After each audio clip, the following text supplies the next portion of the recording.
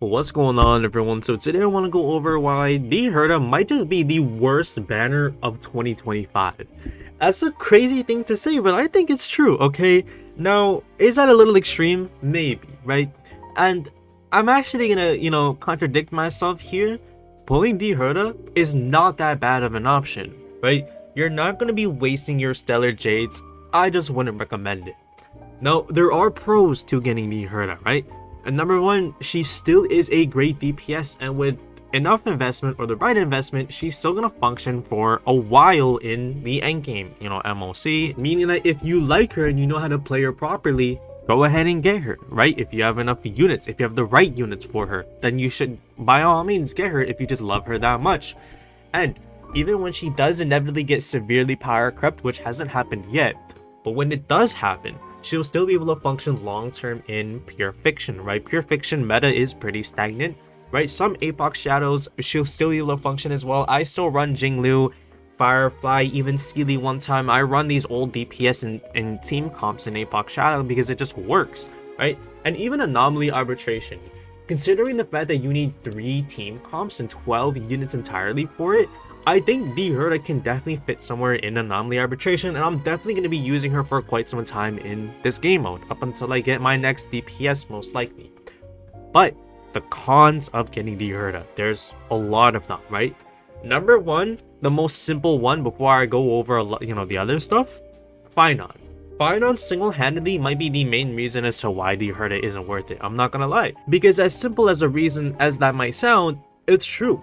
Finon has higher damage multipliers overall, he has better AoE coverage than the Herta, and most importantly, he's more flexible. When it comes to the Herta, she's not as, versatile as she was back then.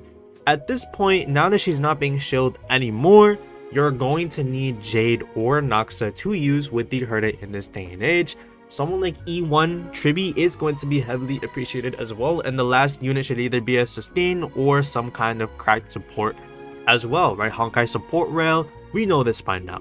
So you need a good team comp for the Herta to use in the endgame now, not because she's been power crept, but because she's not being shielded anymore, which now that she's not being shielded, her true value and her true damage is now being shown. Now power creep will settle in a little bit, but for now it's fine.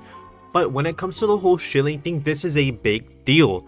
She's already kind of struggling to stay in tier 0 of the meta, or S tier if you're a normal human being, but it might get worse because the meta is going to shift pretty soon in these upcoming patches. 3.7 is going to have the release of Elysia or Cyrene, who could be a crazy support, but what I have in mind is what's after that. We have 3.8, which is going to be Constance, who leakers are saying is going to be a break support, and this can be backed by the fact that Firefly has been rumored to get a buff sometime early next year, which if Constance is coming in 3.8, then Firefly is probably going to get buffed in version 4.0, 4.1. They're probably going to rerun Rappa around this time as well. They're probably going to shield break heavily throughout the end of this year and the start of next year. And at the same time, Elation is going to come out. And my guess is that Elation is probably going to be some kind of dot path, right? Kind of like Nihility, but all in on dot. So dot and break could definitely take hold in the meta throughout the first few patches of the version 4 updates. Meaning that if you're trying to run the Herta and trying to brute force with her like you could back in 3.0, 3.1, it's not going to work most likely when 2026 comes. And even meta aside, there are just units with higher priorities for a lot of other people. Even the 3.6 banners themselves. Maybe you want a Noxa but you don't want the Herta. Maybe you want to go for Cyrene or someone else who could potentially rerun in version 3.7 or 3.8. Speaking of, Constance, like I said, is coming in 3.8, and Constance, if the leaks are true, which they most likely are, she will give people opportunities to revive their break team comps, right? A big thing when it comes to break is that you didn't really get the chance to use break if you didn't invest into it. If you don't have Fugue, you're probably not running break in this day and age. If you do have Fugue, you're probably still not running break unless you have Eidolons, Lycone, Speed Tune, all that kind of stuff, which the vast majority of people who pulled Firefly do not have either Fugue or a high investment Firefly team comp, meaning that you can't combat the anti-shilling of break, which is essentially just the toughness bar inflation.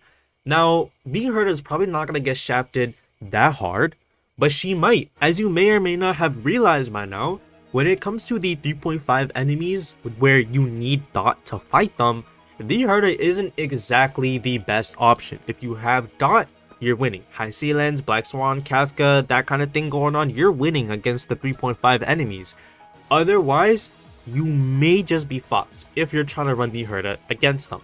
I'm not gonna lie, I ran the Herta, and the Herta for me is still powerful in all 3 endgame modes right now, but when it comes to those Dot enemies, I had to brute force it with Phynon because none of my other team comps could handle Lygus. I couldn't use Saber, God couldn't use Archer, I couldn't use Jinglu, right? Phynon was the only one who could get through it, not because he's a Dot unit of course, but just because I could brute force with it. And that's because Phynon is a newer DPS. Like I said, the Herta's older, so you can't just brute force with a low investment Herta team comp anymore. Now, I'm not trying to throw a whole bunch of reasons as to why Herta is bad, right? This is not a video saying she's bad. It's just you may want to think twice before you go ahead and pull that. You know, maybe you want to go for a Lycon, maybe you want to go for Eidolons, maybe you just want the unit herself.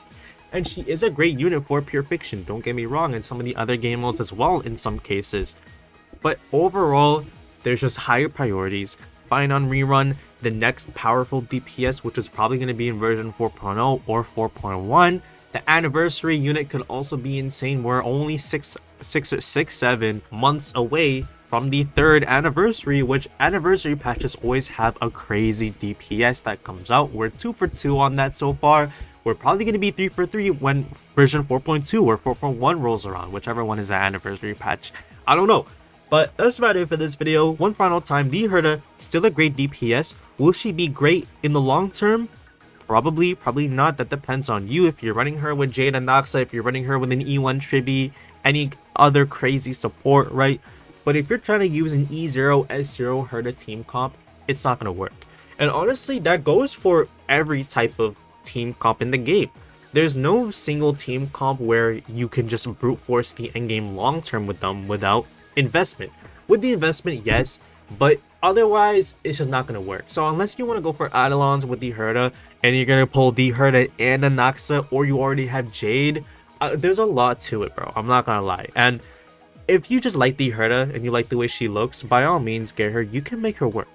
You just gotta be careful, okay? You have to be extremely careful about it, right? If you're not willing to invest in the Herta, maybe she's just not worth getting on your account. But that's about it. I'll see ya. Goodbye.